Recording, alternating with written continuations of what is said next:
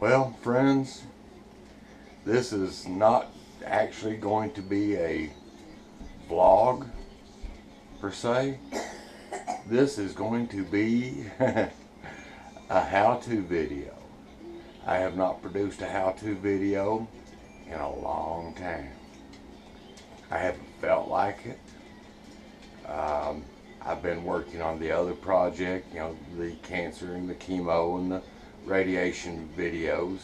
I've been working strictly on them. Well, today, I apologize. I know there's going to be a little scratch in the lens on this camera, but my other one is kaput. The battery's dead in the other GoPro. But today we're going to fix a stove, which is right there. You get this glass cleaner out of the way. I tried to clean the lens, but as it is right now, both of these burners, which is the dual burner here, will cycle through the heat cycles. This one will, this one will. This burner will not cycle. Most of the time, the cause for not cycling is called an infinity switch. We call it the on and off switch, the heat switch. There's various different things to call it, but it is technically called an Infinian switch. Or no, an infinite switch. I'll get that right in a minute. I can see you're not seeing me completely right there, but it's called an infinity switch, and we are going to attempt to change that out. So let's get this project started. Now, as best as I remember, this job is going to require 2 bits. A Phillips head bit, and I don't know if you can see it, but it's a square head bit. But those are supposedly the only 2 tools that we're going to need. Of course, there's going to have to be something to operate them, which is going to be a drill driver. Okay, I'm going to start out right now, due to the camera angles that I'll be able to get, remove the knob off the switch, which is simply grab it and slide it off and lay it out of the way. And then I just open the door, get a wide grab, and just start working your stove out.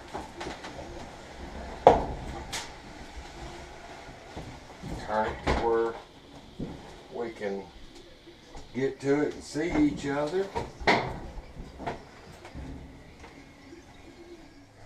Now, something that is very important is to get the power unhooked. We don't want to be working on this with the power hooked up. Okay, here is where our square bit comes in handy to remove these 8 screws.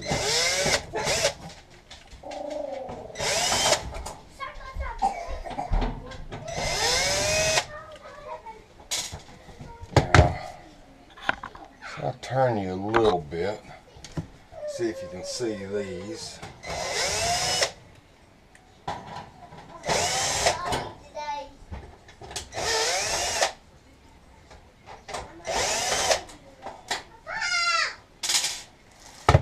Okay, now there are sharp edges. Uh-oh. Actually, there's 10 screws, 5 on each side. Now there are sharp edges here that can cut you, but you have to bend this to get it. There's little slots that it slides in, here and here. You have to bend down a little bit to get that out, and then just lift your back panel out. And look at here. Look at all the wiring we expose. Now, I'm going to try to set you up a little different. Okay, now we've got our wiring for our infinity switch. This is actually 2 plugs. Sometimes they're a little difficult to get out. I had these off the other day, so they won't be too awfully bad. Okay, and now that's our infinity switch unplugged. Okay, and this is just the little LED light to let you know about the surface being hot. Okay, I'm going to change the camera angles one more time here. Okay, now this is where we need the Phillips. These 2 screws, they shouldn't be very tight, but there's 2 of them that actually hold the infinity switch in place. And there's the infinity switch, the new one, or the old one. And a box full of new ones. Simply remember how it was in, set the new one in place, and I will get both of these small Phillips head screws started before I tighten either one of them. My big old fingers have a hard time with these little old bitty screws.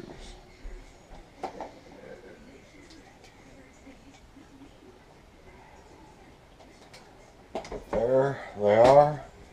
Set the power of your drill down to about 4. Set it on low. And tighten them up.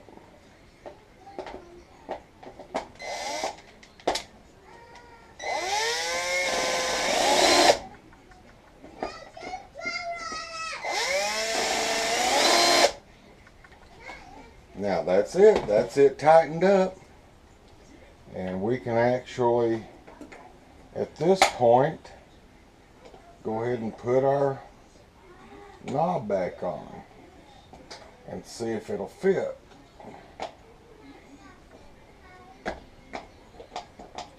I will have to trim it off right there to get it to fit. Now, to trim this off, get 2 pair of pliers, one to hold that steady and the other to snap your tip off. And then the little clip right here, you take and get this clip off and reverse the angle that it was in.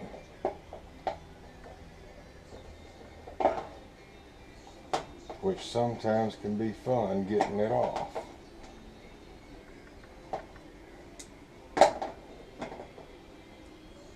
Without it flying across the room.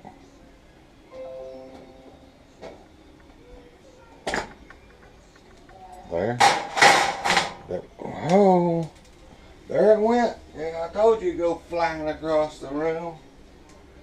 But this was pointed out. Now on this application, we will point it in.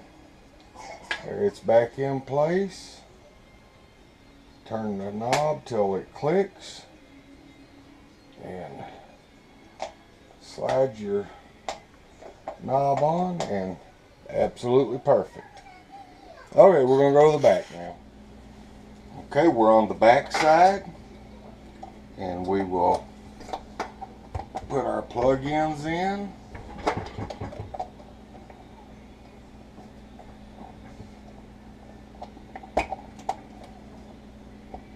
Making sure that all fittings get in snug and tight. And now we're getting ready to replace the back panel. Make sure everything's nice and clean. Alright, I'm going to reset some things here and finish up.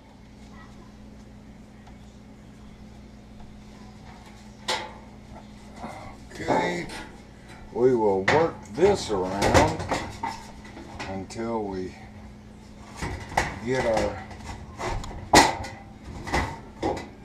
that lined up. And this, I had trouble out of getting this lined up the other day. It didn't like it very well for some reason. There's that, and reinstall a few screws. Alright, I'll be in there in a minute. Tighten up a screw or two, and then run all the others up.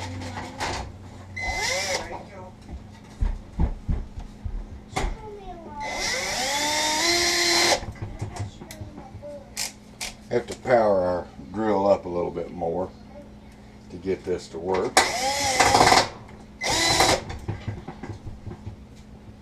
Now there are different length screws. You have to pay attention on your particular unit where which ones went. Get all 10 of them back in, and be time to start putting the stove back in place.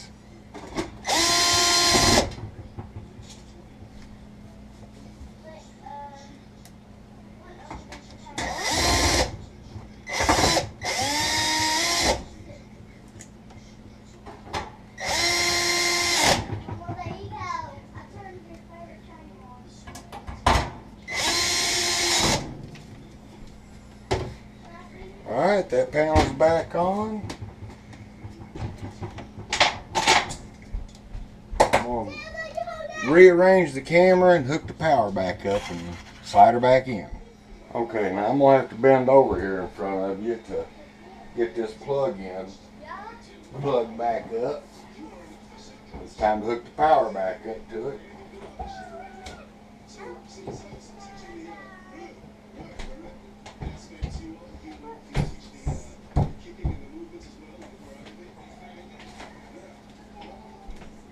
And slide our unit back in place.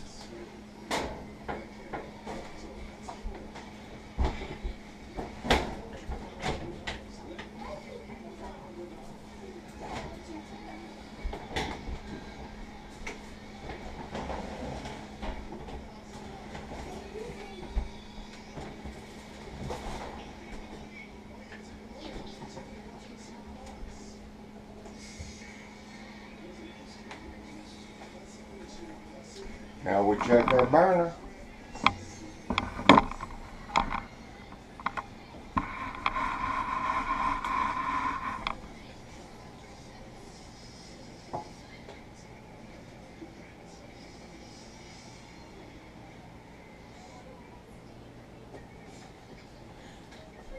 There it is.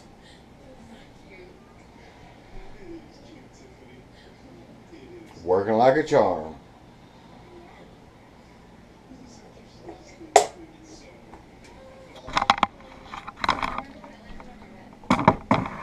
Okay, I do not recommend, if you don't have confidence in working around electricity doing this job, I would recommend hiring a professional. If you feel comfortable working around high voltage electricity and are not real terrified of working on electronics, you can do this. Men, women, both. You can do this. This job is not hard. As you saw, the length of this video is just about how long it took. I didn't do any work that is not recorded. But y'all have a great day, and we will see y'all in the next repair video. Thank you for watching. Please join and subscribe. Share my videos. See ya.